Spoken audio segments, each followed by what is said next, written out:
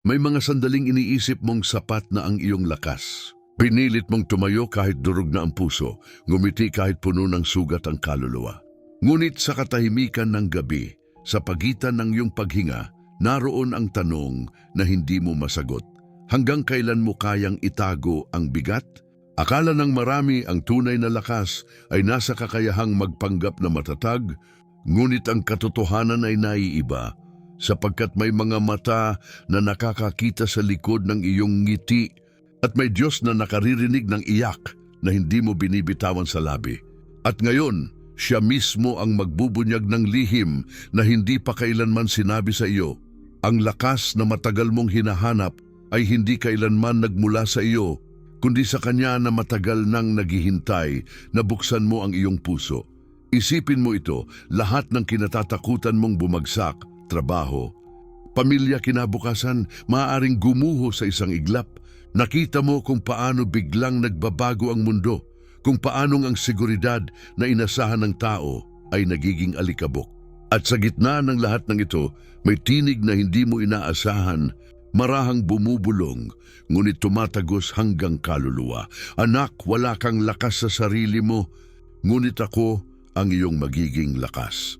Hindi ba't nakapangingilabot isipin na ang lahat ng itinayong pundasyon ng tao ay madaling maglaho, ngunit ang pundasyon ng Diyos ay hindi kailanman gumuguho? Habang ikaw ay kumakapit sa sarili mong talino, diskarte at kakayahan, lalo kang nauubos. Ngunit kapag sinuko mo ang pagkukunwari ng pagiging sapat, saka mo lamang mararanasan ang lakas na hindi nauubos, ang kapangyarihang hindi nagtatapos. Kung titingnan mo ang kasaysayan, paulit-ulit itong napatunayan. Ang mga Israelitang inalipin sa Ehipto, wala silang armas, wala silang lakas, ngunit nang dumating ang Diyos, isang dagat ang nabiyak upang sila'y makatawid.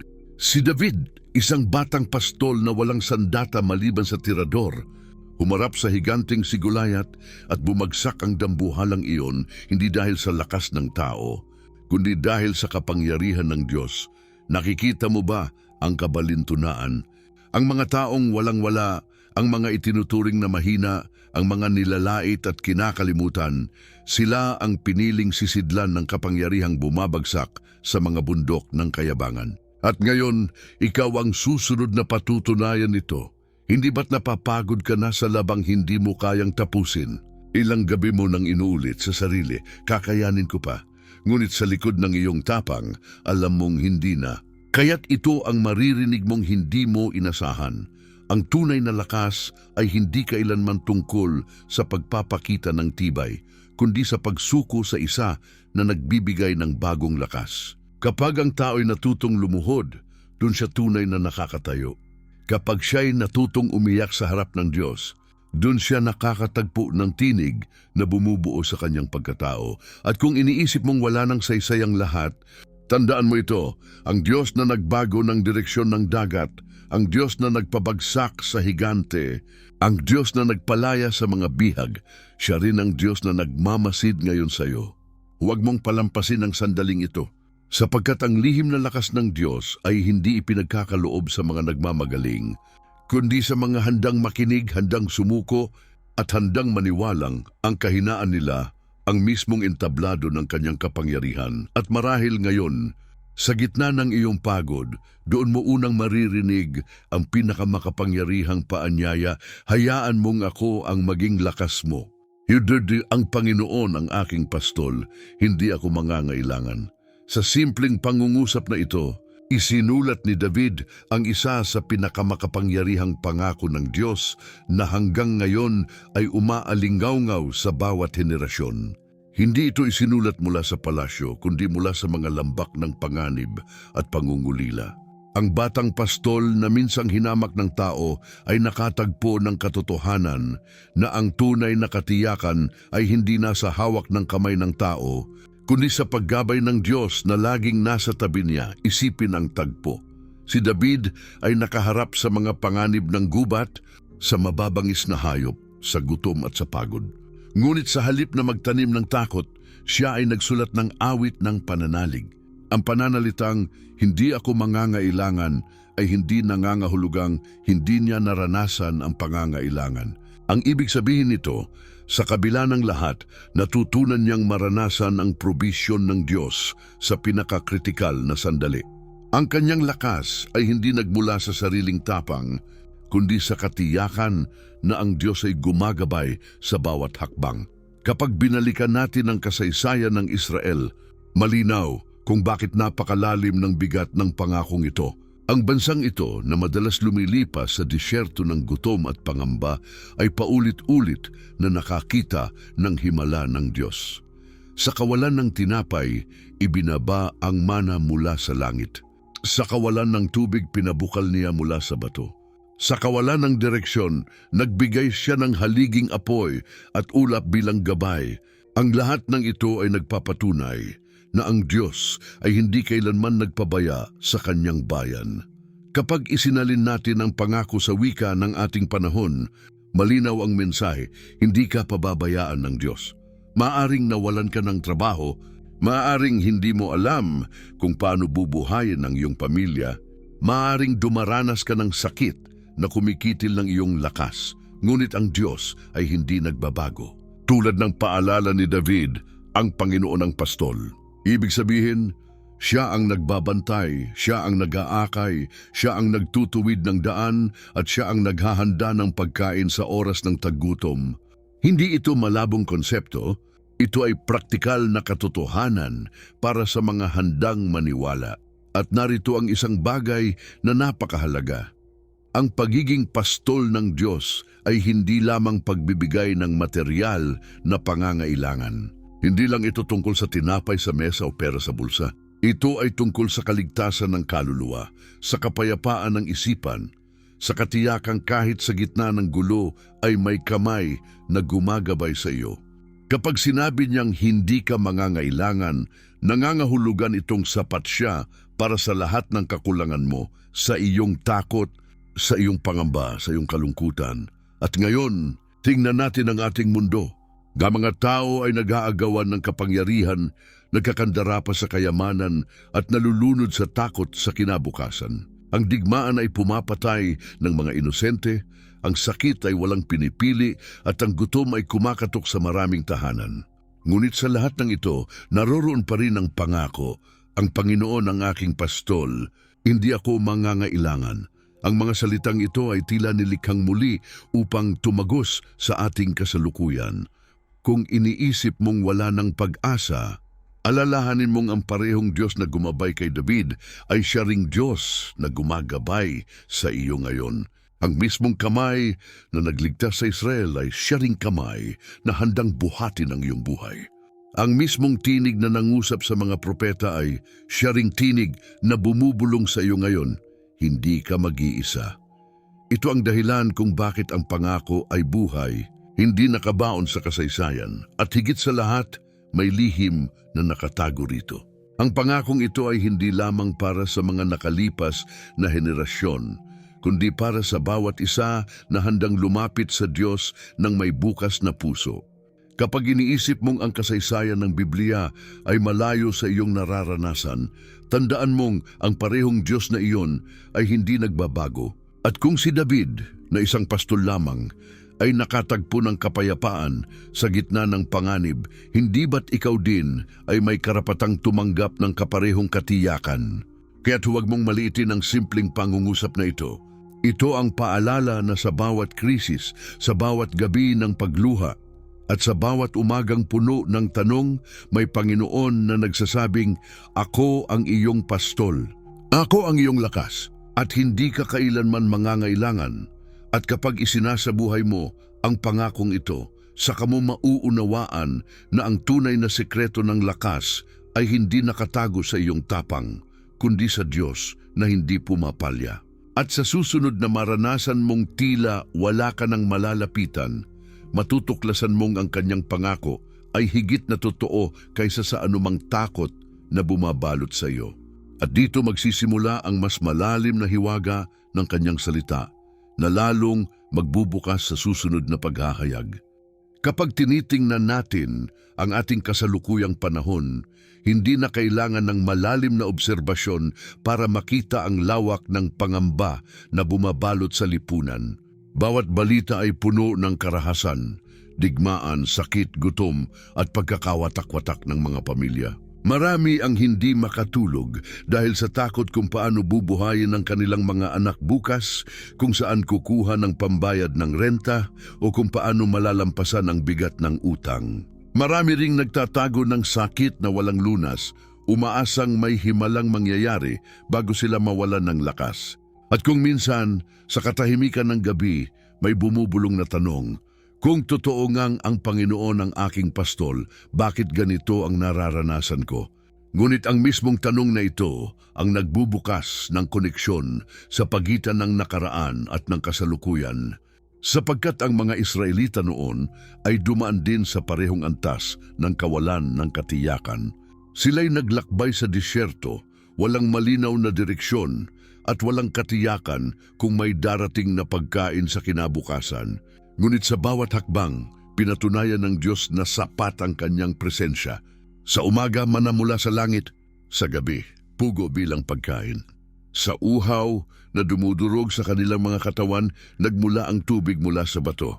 At sa banta ng mga kaaway, nagpakita ang Diyos bilang kanilang tagapagtanggol.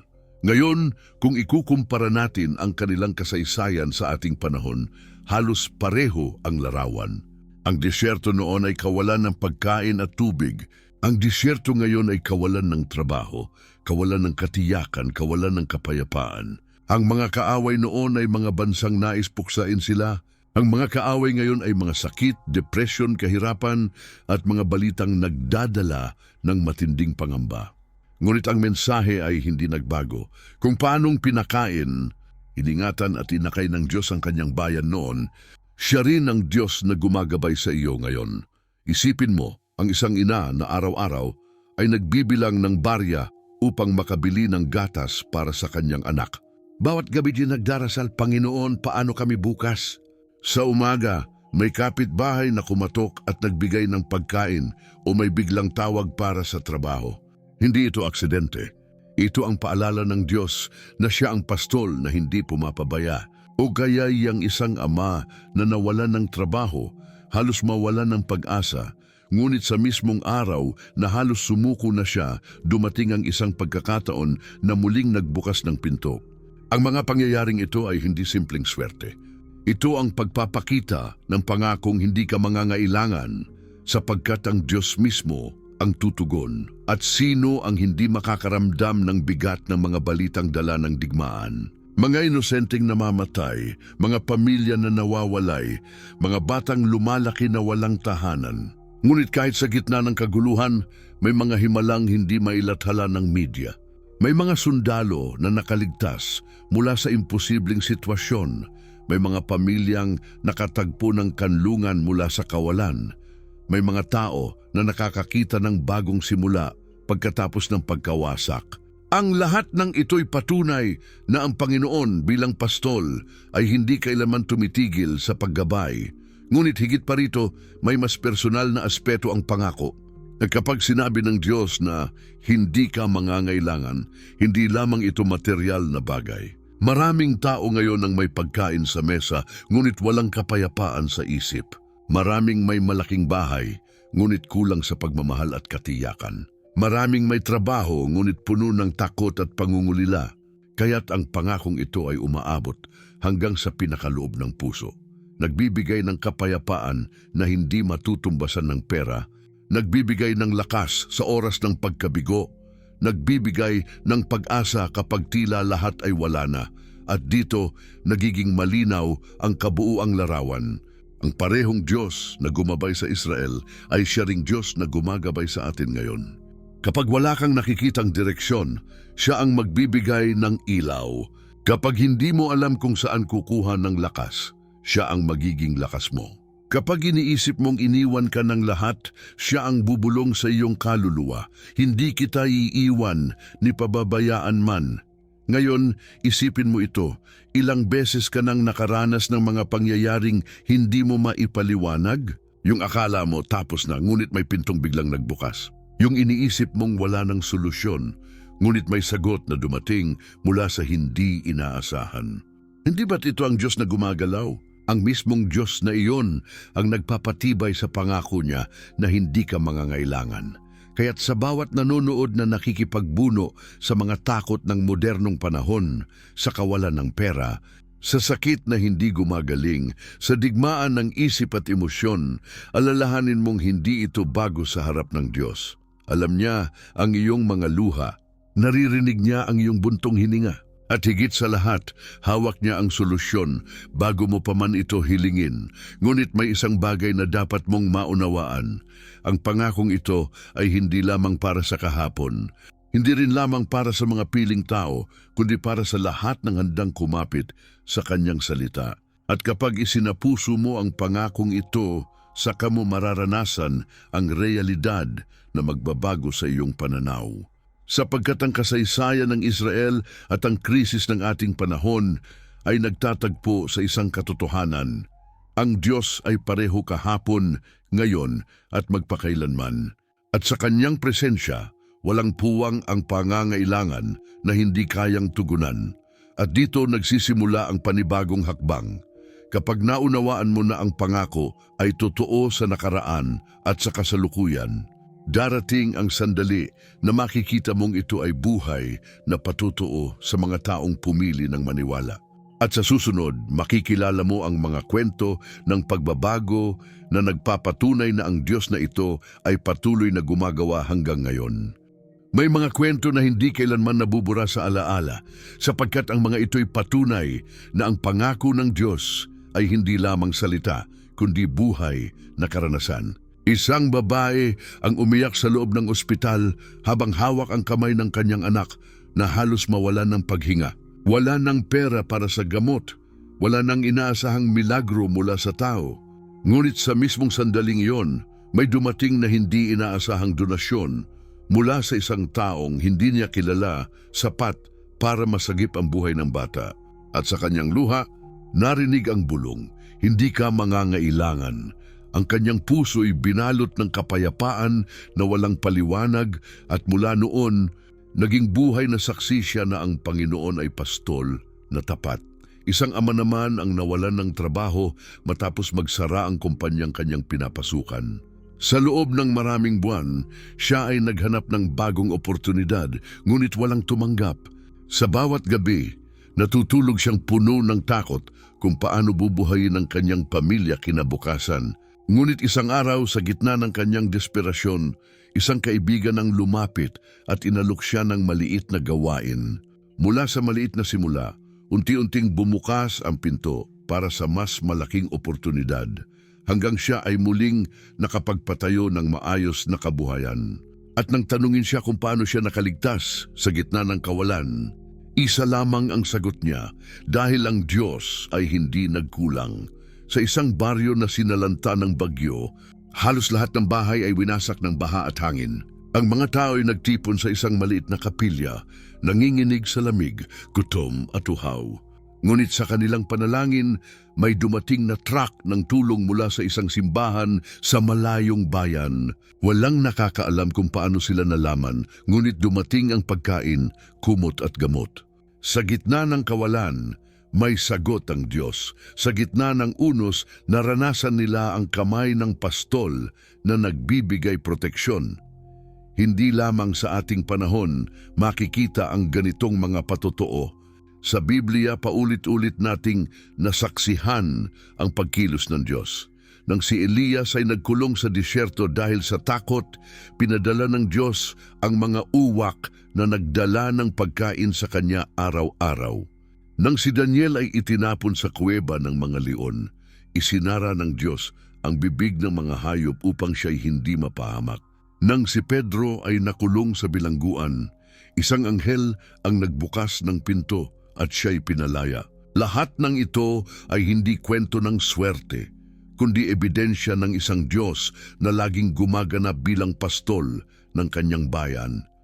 Kung minsan ang mga patotoo ay dumarating sa anyo ng mga tahimik na himala. Isang ina na nagdarasal para sa kanyang anak na nalulong sa bisyo At matapos ang maraming taon ng luha, bigla itong bumalik sa bahay at nagsabing, gusto ko nang magbago. O isang tao na halos mawala ng pag-asa sa sakit, ngunit isang araw ay gumising na magaan ang katawan na parang binuhusan ng bagong lakas. Walang makapagpaliwanag, ngunit malinaw sa kanilang puso, ito ay galaw ng Diyos. At kapag naririnig natin ang mga kwentong ito, hindi natin maiiwasang itanong, bakit sila? Ngunit ang mas malaking tanong ay ito, bakit hindi ikaw? Kung ang Diyos ay gumawa noon at gumagawa ngayon, anong pumipigil para siya ay gumawa rin sa iyong buhay?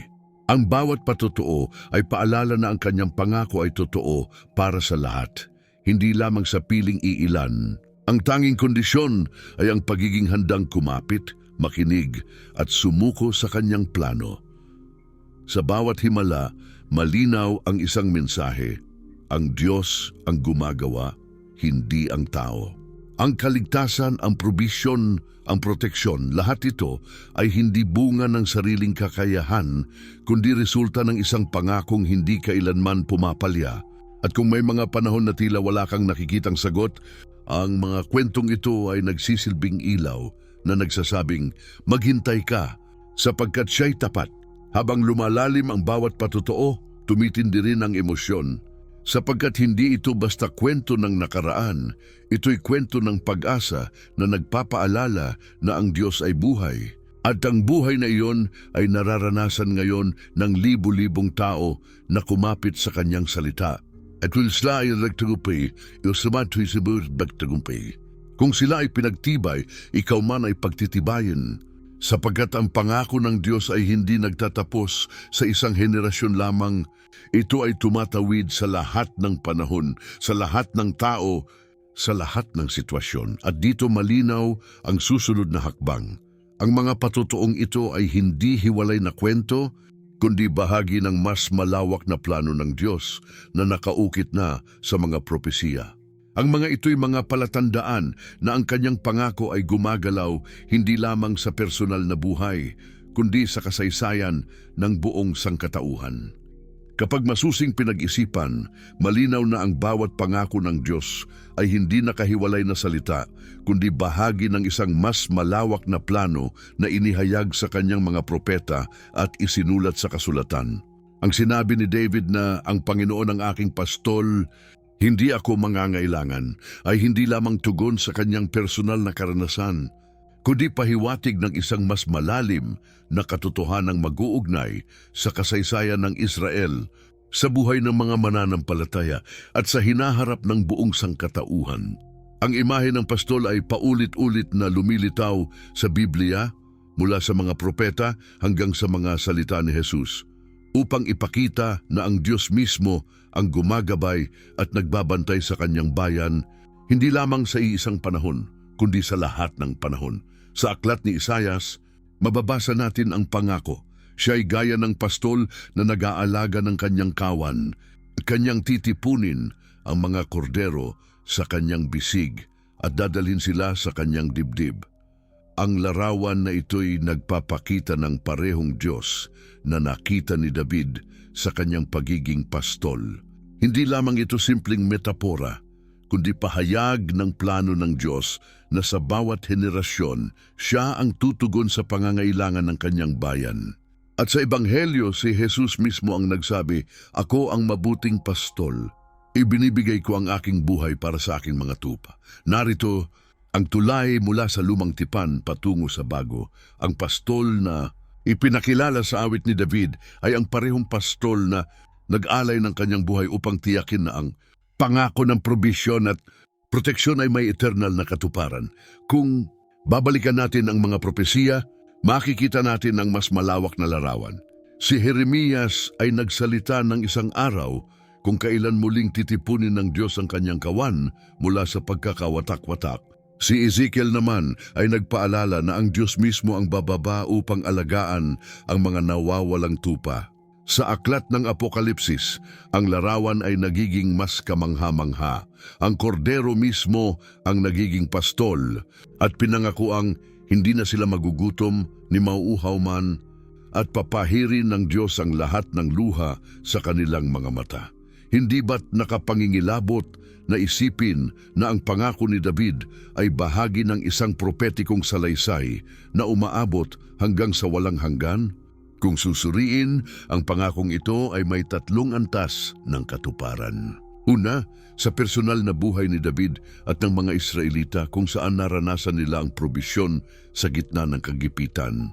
Ikalawa, sa pamamagitan ni Kristo, ang mabuting pastol na nagbigay ng kanyang buhay upang ang pangako ay maging higit pa sa material na sapat, naging kaligtasan ng kaluluwa. At ikatlo, sa huling katuparan sa hinaharap, kung saan ang lahat ng luha ay mapapawi at ang lahat ng pangangailangan ay tuluyang matatapos sa piling ng Diyos. Ngunit huwag mong isipin na ito'y malayo pa o walang kinalaman sa iyong ngayon. Sapagkat sa bawat krisis na nararanasan ng mundo, mga digmaan, sakuna, pandemya, krisis sa ekonomiya, ay makikita mo ang propetikong larawan na lumilinaw. Ang tao ay patuloy na naghahanap ng sariling lakas, sariling pastol, sariling paraan. Ngunit paulit-ulit, ang kasaysayan ay bumabalik sa parehong aral. Ang tao ay nabibigo, ngunit ang Diyos ay nananatiling tapat. Kaya't ang pangakong ito ay hindi lamang paalala ng kahapon, kundi hudyat ng kinabukasan. Kung siya ang naging pastol ng Israel, siya rin ang magiging pastol ng mga mananampalataya sa huling mga araw. At dito nagiging mas mabigat ang mensahe sapagkat hindi lamang ito tungkol sa kung may pagkain ka bukas o kung may trabaho kang mahahanap. Ito ay tungkol sa kung sino ang may hawak ng iyong kinabukasan sa gitna ng pagyanig ng mundo. Kapag ang mga bansa ay naglalaban, kapag ang mga bundok ay gumuguho, kapag ang mga dagat ay nag-aalimpuyo, naroon pa rin ang pangako na ang Diyos ay pastol na hindi nag-iiwan. Kaya't kung sa tingin mo'y maliit lamang ang kahulugan ng awit na ito, alalahanin mong ito'y bahagi ng mas dakilang plano na magtatapos sa isang kaharian kung saan wala ng gutom, wala ng uhaw, at wala ng luha. Ito ang dahilan kung bakit ang pangako ay kailangang yakapin ngayon.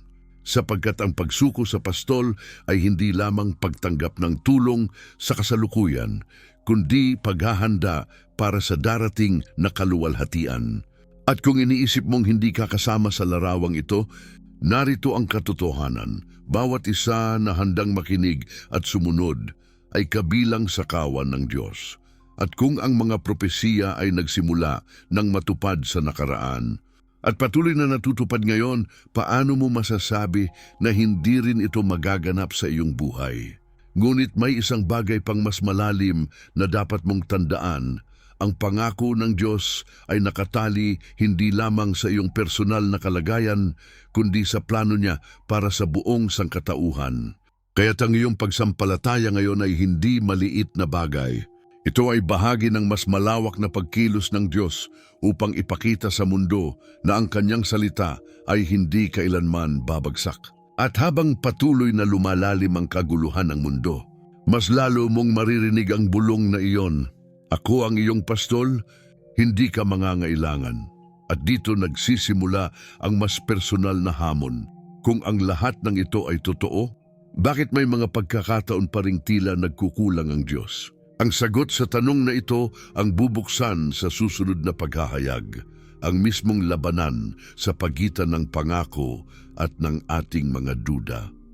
Kung totoo ngang sinabi ng Diyos na siya ang pastol na hindi magpabaya, bakit may mga oras na tila kabaligtaran ang nangyayari? Ilang tao na ang nagtanong ng parehong katanungan. Kung ako'y nasa ilalim ng pangangalaga ng Diyos, bakit ako nagugutom? Bakit ako nagkakasakit? Bakit tila walang sagot ang mga panalangin kong paulit-ulit kong ibinubulong? Ito ang bigat na hindi madaling pasanin, ang tensyon sa pagitan ng pangako at ng ating karanasan. Sa mga gabi ng katahimikan, may mga puso na naglalakas loob na umamin, Panginoon, hanggang kailan? Hindi bago ang ganitong uri ng tanong. Sa kasaysayan ng kasulatan, makikita natin ang mga propeta at mga lingkod ng Diyos na nagduda rin. Si Habakuk ay nagsabi, hanggang kailan, Panginoon, ako'y hihiyaw ng tulong, ngunit di mo dinirinig? Si Jeremias ay nagtanong, bakit ang daan ng masasama ay tila maunlad, samantalang ang matuwid ay naghihirap? Si Job, na nawalan ng lahat ay nagsabi, bakit isinilang pa ako kung ganito rin pala ang aking hantungan? Ang mga tinig na ito'y hindi tinanggihan ng Diyos, sapagkat alam niya na ang puso ng tao ay lumalaban sa bigat ng kawalan ng kasagutan. Ngunit sa bawat pagdududa may nakatagong aral, sapagkat ang pagkaantala ng sagot ay hindi kawalan ng Diyos.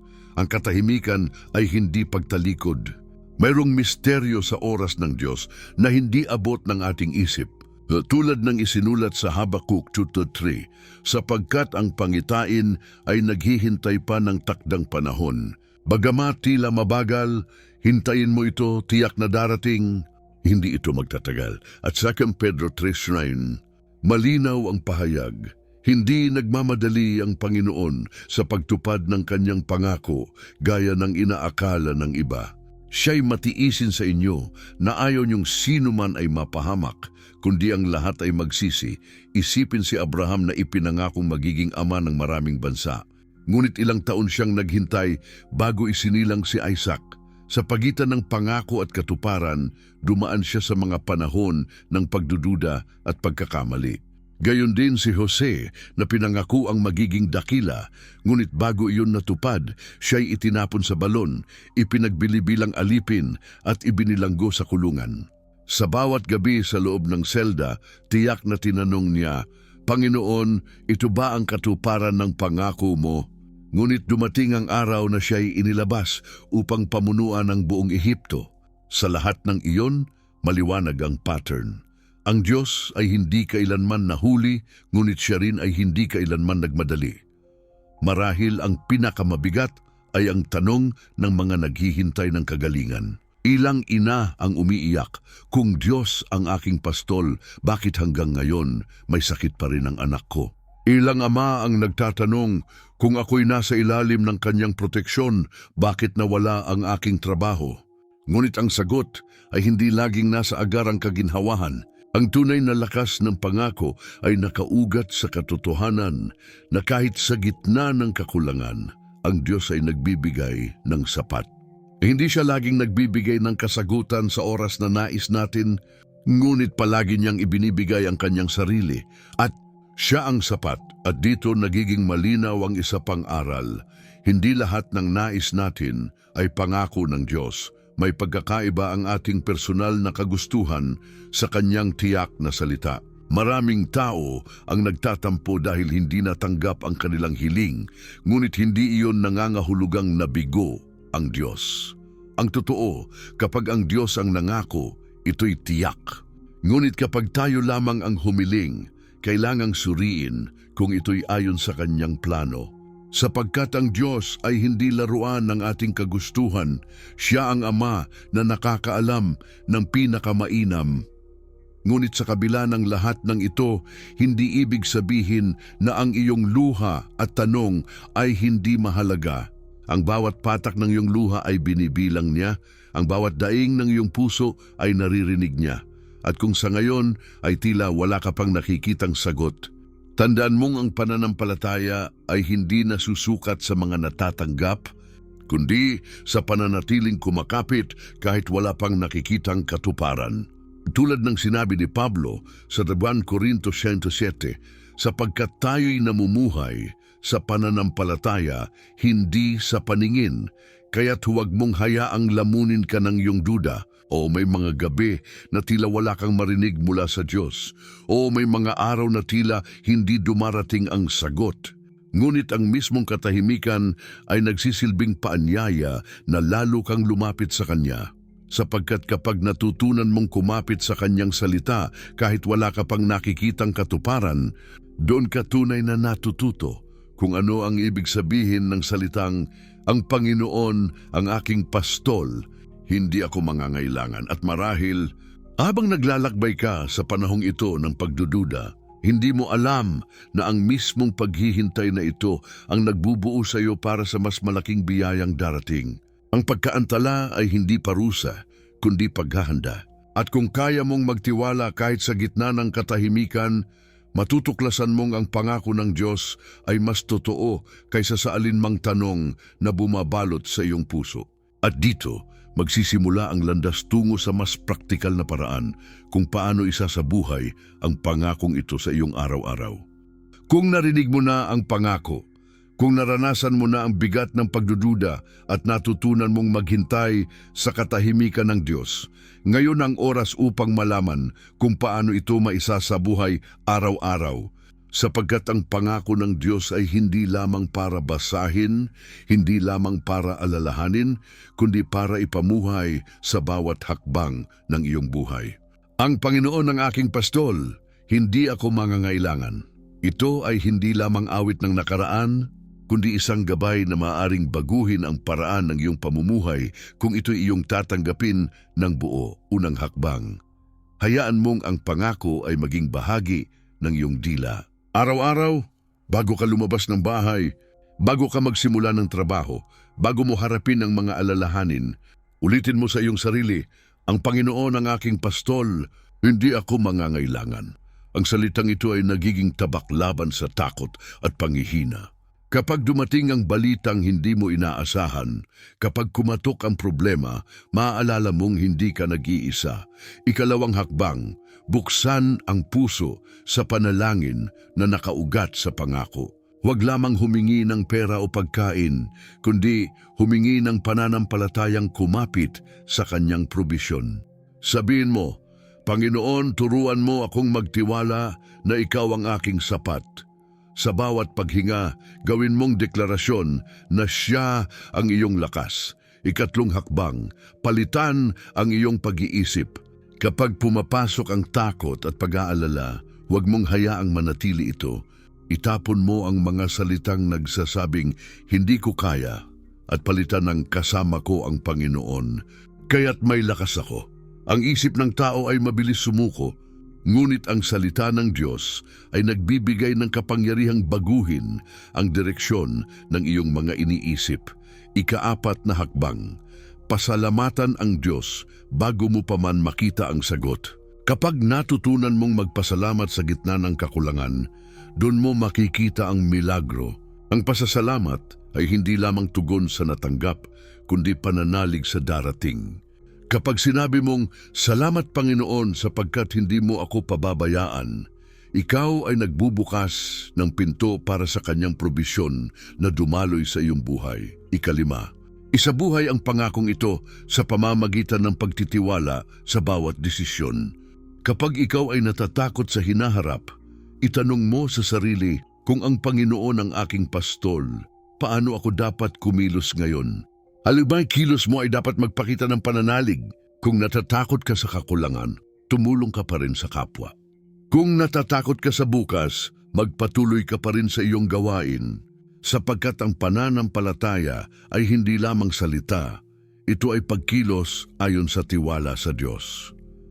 Maraming tao ang nagsasabing naniniwala sila, ngunit hindi nila pinapakita sa kanilang pamumuhay. Ngunit kapag ikaw ay nagpasya na ipamuhay ang pangakong ito, makikita ng iba ang pagkakaiba. Ang iyong pamilya ay makakaramdam ng kapayapaan kahit wala pang solusyon sa lahat ng problema. Ang iyong mga anak ay matututo mula sa iyo kung paano magtiwala. At ikaw mismo ay magiging patotoo na ang Diyos ay tapat. Isipin mo ito, isang ina na araw-araw ay nagdedeklara ng salita ng Diyos sa kanyang tahanan. Kahit kulang ang pagkain, sinasabi niya, may sapat tayo dahil ang Diyos ang ating pastol. At sa hindi inaasahang paraan, dumadaloy ang biyaya. O isang manggagawa na nawalan ng trabaho, ngunit patuloy na umaawit. Ang Panginoon ang aking pastol. Ang kanyang pananampalataya ay nagiging ilaw, hindi lamang sa kanyang buhay, kundi sa lahat ng nakakakita sa kanya. Ang pangako ay dapat maisabuhay hindi lamang sa mga banal na lugar, kundi sa pinakakaraniwan at mahirap na sandali, sa pila ng ospital, sa loob ng opisina, sa tahimik na gabi ng pag-aalala. Kapag pinipili mong kumapit sa salita ng Diyos kaysa sa takot, iyon ang praktikal na pagsasabuhay ng kanyang pangako. At huwag mong kalimutan na hindi ka nag-iisa sa prosesong ito. Libu-libong tao ang kumakapit sa parehong pangako. araw-araw na pinipili ang pananampalataya kaysa sa takot. Kapag ikaw ay nagdedeklara, may iba ring gumagawa nito sa iba't ibang bahagi ng mundo. At sa sama-samang pananalig, lalong lumalakas ang katiyakan na ang Diyos ay kumikilos. Ngayon, isipin mo kung ano ang mangyayari kung sisimulan mong isabuhay ang pangakong ito ng 7 araw ng sunod-sunod. Ano ang magbabago sa iyong isipan? Ano ang magbabago sa iyong pananaw? Ano ang mararamdaman ng iyong pamilya kapag ikaw ay naging bukal ng kapayapaan sa halip na pangamba? Hindi ba't ito mismo ang pagsasabuhay ng awit ni David? Kaya't ito ang hamon, huwag kang manatiling tagapakinig lamang ng pangako. Huwag mong hayaang manatili ito sa papel o sa memorya. Gawin mo itong pulso ng iyong araw, ritmo ng iyong buhay at sandigan ng iyong pananampalataya. Sapagkat ang Panginoon ay hindi lamang pastol sa awit, kundi pastol sa iyong sariling paglalakbay. At sa pagsasabuhay ng pangakong ito, makikita mong may mas malalim pang panawagan na naghihintay, isang panawagang espiritual na hindi lamang para sa iyo, kundi para sa lahat ng handang tumugon sa tinig ng Diyos. Ngayon ay dumating na ang sandali na hindi lamang pakikinggan ang pangako, kundi tutugon dito ng buong puso. Hindi sapat na alam mong ang Panginoon ay pastol. Kailangan mo ring pasyahan na siya nga ang pastol ng iyong buhay. Sapagkat ang salita ay hindi nagiging buhay kung hindi ito maisa sa buhay, at ang pangako ay hindi nagiging realidad kung hindi mo ito tatanggapin sa iyong kaluluwa. Kaya't sa oras na ito, ikaw ay tinatawag hindi bilang tagapanood lamang, kundi bilang kalahok sa isang mas malaking galaw ng pananampalataya. Isipin mong libu-libong tao ngayon ang nakikinig sa parehong pangako. Bawat isa ay may bitbit na bigat, may ina na umiiyak para sa kanyang anak, may ama na nawalan ng trabaho, may kabataang naliligaw sa direksyon ng buhay. Ngunit lahat ay nakaharap sa parehong salita, ang Panginoon ang aking pastol, hindi ako mangangailangan. Hindi ba't nakapanghihilakbot isipin na sa sandaling ito, sabay-sabay ang mga puso na kumakapit sa iisang katotohanan? Ang iyong tinig, kahit sa katahimikan ng iyong kwarto, ay nakikiisa sa dagundong ng pananampalataya na pumapailan lang hanggang langit. Kaya't ngayon, huwag kang manatiling tahimik. Sa mismong sandaling ito, itaas mo ang lahat ng bigat na bumabagabag sa iyong puso. Sabihin mo sa Diyos, Panginoon, sa iyo ko ibinibigay ang aking takot, ang aking pangamba, ang aking kakulangan. Isuko mo ang lahat ng tinatago mong luha, lahat ng lihim na sakit, lahat ng pangarap na tila nawala. Sapagkat ang tunay na pagtanggap ng pangako ay nagsisimula sa pagsuko. At sa oras na iyon, makikita mong ang mga kamay ng Diyos ay bumababa upang akuin ang lahat ng hindi mo kayang pasanin. At hindi ka nag-iisa sa pagtugon na ito. Marami ring kasama mo na sa mismong sandaling ito'y nakaluhod, umiiyak at nagsasabing, ako'y naniniwala, ako'y sumusuko. Ako'y tumatanggap.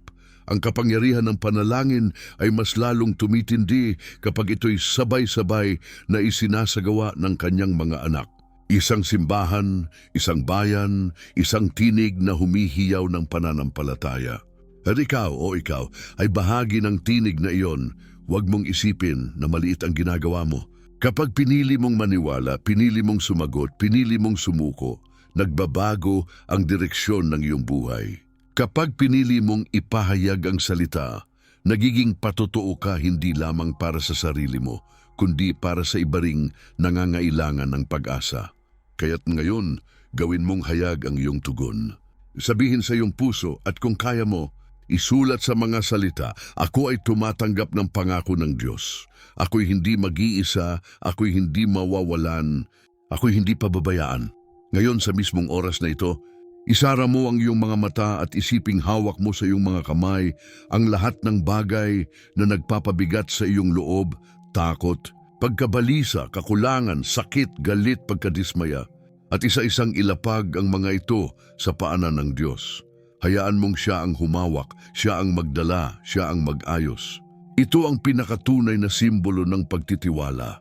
ang hayaan ng Diyos na maging pastol ng lahat ng bagay na hindi mo kontrolado at huwag mong hayaang matapos ang sandaling ito na walang gagawin. Gumawa ng deklarasyong nakikita. Sabihin mo sa iyong bibig ang pananalig mo at kapag kaya mo, ipahayag ito sa iba sa pamamagitan ng pagbabahagi ng salita, sa pamamagitan ng pagkomento ng iyong pananampalataya o kahit sa simpleng pagsulat ng ako'y naniniwala. Sapagkat ang hayagang pagsaksi ay hindi lamang nagpapalakas sa iyo, kundi nagpapatibay din sa iba na naririnig ang iyong tinig. Ngayon na hindi bukas, hindi sa susunod na linggo. Sapagkat ang kapangyarihan ng pangako ay nararanasan ng mga handang tumugon ngayon, ang araw ng kaligtasan ay hindi sa hinaharap. This today. Kaya't huwag mo nang ipagpaliban pa. Huwag mong hayaang manalo ang takot. Huwag mong hayaang lamunin ka ng pag-aalinlangan. Sapagkat ang Diyos ay kumikilos ngayon at inaanyayahan kang maging bahagi ng kanyang dakilang gawain. At sa sandaling ito, habang ikaw ay tumutugon, nagbubukas ka ng pinto para sa mas matinding karanasan. Isang pananalangin ng sabayang klamor. Isang pananalangin ng kapangyarihan na darating sa susunod na sandali. Isara mo ang iyong mga mata. Ilagay ang iyong kamay sa iyong dibdib. At sa sandaling ito ay sama-sama tayong lalapit sa trono ng Diyos. Ito ay hindi lamang simpleng panalangin, kundi isang clamor, isang malakas na sigaw ng pananampalataya na aakyat hanggang langit. At habang ginagawa natin ito, alalahanin ang pangako na siyang naging haligi ng ating paglalakbay. Ang Panginoon, ang aking pastol, hindi ako mangangailangan. Ama naming nasa langit, lumalapit kami sa iyo ngayon na may buong pagpapakumbaba at pananampalataya. Inaangkin namin ang iyong pangako na ikaw ang pastol na gumagabay sa aming bawat hakbang. Panginoon, ikaw ang aming sapat, ikaw ang aming lakas, ikaw ang aming kanlungan. Hinihiling namin na sa sandaling ito, dumaloy ang iyong presensya sa bawat tahanan, sa bawat puso, sa bawat taong nakikinig sa panalangin ito. O Diyos, maraming umiiyak ngayon dahil sa sakit na hindi gumagaling. Inaangkin namin ang iyong salita na nagsasabing, sa pamamagitan ng iyong mga sugat kami ay pinagaling. Ipinapahayag namin sa pangalan ni Jesus ang kagalingan para sa mga katawan na mahina, para sa mga pusong sugatan, para sa mga isipang nababalisa. Hinihiling namin, Panginoon, hipuin mo sila ngayon at maranasan nila ang himala ng kalusugan na nagmumula lamang sa iyo. Marami rin ang naguguluhan kung saan kukuha ng panggastos, kung paano bubuhayin ang kanilang pamilya. Ngunit inaangkin namin, Panginoon, na ikaw ang Diyos na nagbibigay ng tinapay mula sa langit at tubig mula sa bato. Sa pangalan ni Jesus, ipahayag namin na magkakaroon ng bukas na pintuan para sa trabaho, para sa kabuhayan, para sa mga oportunidad na hindi galing sa tao, kundi galing sa iyo. Panginoon, ikaw ang aming probisyon at hindi mo hahayaang magutom ang iyong mga anak. Panginoon, nakikita mo rin ang mga pusong puno ng takot at pangamba. Marami ang hindi makatulog dahil sa bigat ng problema, dahil sa balitang dala ng digmaan at krisis, dahil sa boses ng takot na paulit-ulit na bumubulong. Ngunit ngayon, sa pangalan ni Jesus, ipinapahayag namin ang kapayapaan na galing sa iyo. Ipinapahayag namin ang katahimikan sa bawat isip, kapayapaan sa bawat tahanan, katiyakan sa bawat puso. Sapagkat sinabi mo, Panginoon, na binibigyan mo ng kapayapaan ang mundo na hindi maibibigay ng kahit anong bagay sa lupa. Ama, hinihiling din namin ang kalayaan para sa mga alipin ng bisyo, para sa mga nakakulong sa galit, sa depression, sa kawalan ng pag-asa. Sa pangalan ni Jesus, winawasak namin ang mga tanikala na pumipigil sa kanila. Pinalalaya namin ang bawat kaluluwa na nakakulong sa dilim at ipinapahayag na ang liwanag ng mabuting pastol ay sisikat sa kanilang buhay. At ngayon, O Diyos, kami nananampalataya hindi lamang para sa aming sarili, kundi para sa lahat ng nakikinig sa panalangin ito. Sama-sama kaming humihiyaw, sama-sama kaming humihingi. Panginoon, ipakita mo ang iyong kapangyarihan sa aming panahon. Tulad ng ginawa mo sa Israel sa disyerto, tulad ng ginawa mo kay David laban kay Goliath, Tulad ng ginawa mo sa mga disipulo sa gitna ng bagyo, gawin mo rin ito sa aming buhay. Panginoon, narito ang aming mga pamilya. Protektahan mo sila mula sa kasamaan. Narito ang aming mga tahanan. Balutin mo sila ng iyong presensya. Narito ang aming mga puso. Punuin mo sila ng pananampalataya na hindi matinag ng anumang balita. At narito ang aming mga kamay. Punuin mo sila ng gawaing magbibigay luwalhati sa iyo. Sa sandaling ito, sama-sama naming idinideklara na ang iyong pangako ay totoo. Walang hadlang, walang kakulangan, walang sakit, walang kaaway ang makakapigil sa katuparan ng iyong salita. Sapagkat ikaw, O Diyos, ay tapat at hindi nagbabago. Ang lahat ng iyong salita ay oo at amen kay Kristo Jesus. Kaya't ngayon, Panginoon, tinatanggap namin ang aming kagalingan, tinatanggap namin ang aming probisyon, tinatanggap namin ang aming kalayaan, tinatanggap namin ang aming kapayapaan. At sa bawat puso na naniniwala, hayaan mong maramdaman nila ang init ng iyong bisig na yumayakap, ang tinig mo na bumubulong, hindi kita iiwan, di pababayaan man. At sa pagtatapos ng panalangin ito, sama-sama naming idinedeklara, ako'y naniniwala. Ako'y tumatanggap, ako'y hindi pababayaan ng Diyos. At lahat ng nakikinig at nananalig ay magsabi, Amen. Matapos ang matinding panalangin at klamor, ngayon ay panahon upang hayaang bumaba ang kapayapaan ng Diyos sa iyong puso. Sapagkat matapos ang luha, merong aliw. Matapos ang sigaw ng pananampalataya, merong tinig ng katiyakan na bumubulong, ako ay kasama mo. At ito ang kailangan mong marinig ngayon na ang Diyos ay hindi kailanman nagkukulang at ang kanyang katapatan ay hindi kailanman nagbabago. Isipin mo ang mga salita ng Propeta Isaias, huwag kang matakot sapagkat ako'y kasama mo. Huwag kang manglupaypay sapagkat ako ang iyong Diyos. Aking palalakasin ka, oo, aking tutulungan ka, aking aalalayan ka ng kanang kamay ng aking katuwiran. Hindi ba't ito'y sapat na upang paalisin ang lahat ng takot? Ang kamay ng Diyos mismo ang humahawak sa iyo at walang sinuman ang makakaagaw mula sa kanyang mga bisig. At pakinggan mo rin ang sinabi ni Jeremias, sapagkat nalalaman ko ang mga plano ko para sa inyo. Sabi ng Panginoon, mga planong ikabubuti ninyo at hindi ikasasama upang bigyan kayo ng kinabukasan at ng pag-asa. Kapag ang mundo ay nagdadala ng balitang puno ng pangamba, tandaan mong may plano ang Diyos na hindi kailanman nadudurog. Ang bawat hakbang mo ay nakikita niya, ang bawat araw mo ay hawak niya, at ang iyong hinaharap ay hindi kailanman iiwan sa kamay ng kawalan. At alalahanin mo rin ang sinabi ni Pablo, sapagkat ang lahat ng mga pangako ng Diyos ay kay Kristo ay oo. Kaya't sa pamamagitan niya ang ating Amen sa ikaluluwalhati ng Diyos. Lahat ng sinabi ng Diyos ay oo at amen sa pamamagitan ni Jesus. Ibig sabihin, wala ni isang pangako ang mabibigo sapagkat nakatali ito sa dugo ng kordero na ibinuhos para sa iyo. Ngayon, hayaan mong bumuo ng larawan sa iyong isip. Isipin mong ang iyong tahanan ay napapaligiran ng liwanag ng Diyos. Ang iyong mga anak ay natutulog na may kapayapaan. Ang iyong mesa ay puno ng probisyon. Ang iyong mga luha ay pinapahiran ng kanyang kamay. Isipin mong ikaw ay naglalakad sa landas, hindi nag-iisa, kundi may pastol na nasa iyong tabi. Kahit dumaan ka man sa lambak ng kadiliman, hindi ka mangangamba, sapagkat ang kanyang pamalo at tungkod ay sumasa iyo. At kung sa ngayon ay may dalahin kang hindi mo kayang pasanin, alalahanin mong hindi ito permanente. Ang mga pagsubok ay dumarating at lumilipas, ngunit ang pangako ng Diyos ay nananatili. Kung siya ay naging tapat kay Abraham, kay David, kay Elias, kay Maria, at sa lahat ng dumaan sa apoy ng pagsubok, siya rin ay magiging tapat sa iyo. Kaya't huwag kang panghinaan ng loob. Ang iyong kasalukuyan ay maaaring puno ng luha, ngunit ang iyong bukas ay hawak ng Diyos.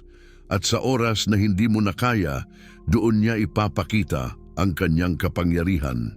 Sapagkat ang kanyang biyaya ay sapat at ang kanyang lakas ay nagiging ganap sa iyong kahinaan. Ngayon, magpahinga ka sa pangako. Magtiwala ka na kahit hindi mo nakikita ang lahat ng sagot, ang Diyos ay gumagawa. Ang kanyang mga plano ay higit sa iyong naiisip at ang kanyang katapatan ay hindi magmamaliw.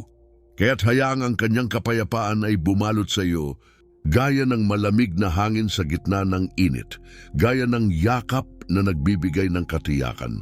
At sa oras na ito, tanggapin mo ang kapahingahan mula sa Diyos, sapagkat Siya ang iyong pastol at hindi ka mangangailangan. Siya ang iyong lakas at hindi ka manghihina. Siya ang iyong pag-asa at hindi ka mabibigo. At sa kapayapaan na ito, ihanda ang iyong puso, sapagkat may isa pang mahalagang panawagan na darating, isang paanyaya na magpapatuloy sa iyong landas ng pananampalataya at magbubukas ng bagong pintuan ng pag-asa. Ngayong natapos na natin ang paglalakbay na ito sa pangakong ibinigay ng Diyos, panahon na upang iselyo sa iyong puso ang katotohanan na narinig mo mula sa simula hanggang ngayon. Ang Panginoon ang aking pastol, hindi ako mangangailangan. Sa bawat talata, sa bawat kwento at sa bawat panalangin, nakita natin na ang pangako ay hindi lamang kasaysayan kundi buhay na katotohanan para sa iyo ngayon. Hindi ka nag-iisa sa laban, hindi ka iniwan sa kawalan at hindi ka kailanman pababayaan ng Diyos. Nakita natin kung paano ang Diyos ang naging probisyon ng Israel sa disyerto, kung paano siya ang naging pastol ni David sa gitna ng panganib, at kung paano ang parehong Diyos na iyon ay kumikilos din sa ating kasalukuyan. Nakita rin natin na kahit sa mga sandaling puno ng pagdududa, ang pangako ay nananatiling buo, at sa oras ng panalangin at pagsuko, ang kanyang kapangyarihan ay bumababa upang palakasin at patatagin ang ating mga puso. Kaya't bago natin tapusin ang sandaling ito, nais kong ipaalala sa iyo, ang mga pangako ng Diyos ay ang pinakamatibay na lupa na maaari mong tayuan. Kapag ang lahat ng bagay sa mundo ay lumilipas, kapag ang lahat ng seguridad ng tao ay gumuho, mananatili pa rin ang salita ng Diyos. At ang salita niyang iyon ay nagsasabing hindi kanya iiwan at hindi kanya pababayaan. Kung sa ngayon ay dumadaan ka sa unos ng buhay, hawakan mong mahigpit ang pangakong ito. Huwag mong hayaang manakaw ito ng takot. Huwag mong hayaang patahimikin ito ng duda, sapagkat ang Panginoon ay buhay at Siya ay tapat.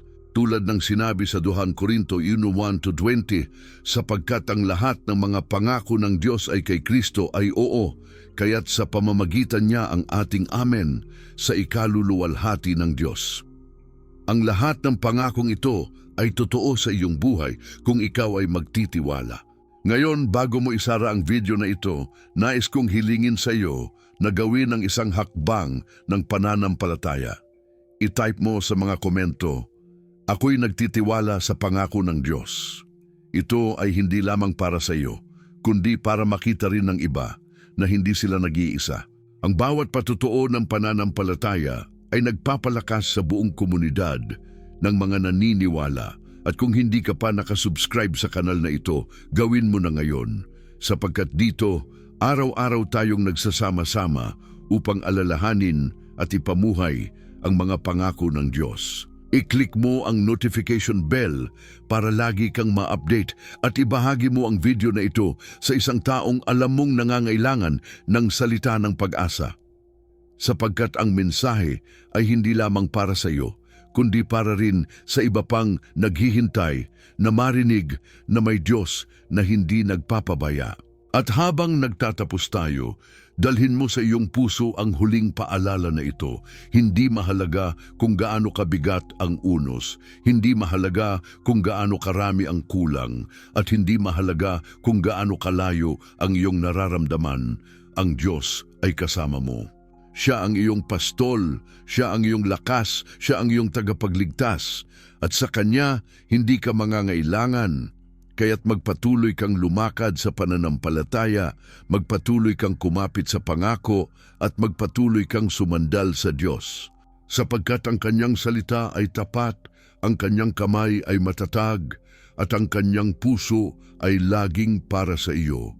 At sa susunod na video, muli nating bubuksan ang isa pang pangako na magbibigay ng bagong lakas, bagong pag-asa at bagong pananampalataya. Hanggang sa muli manatili sa piling ng Diyos sapagkat doon matatagpuan mo ang lahat ng iyong kailangan.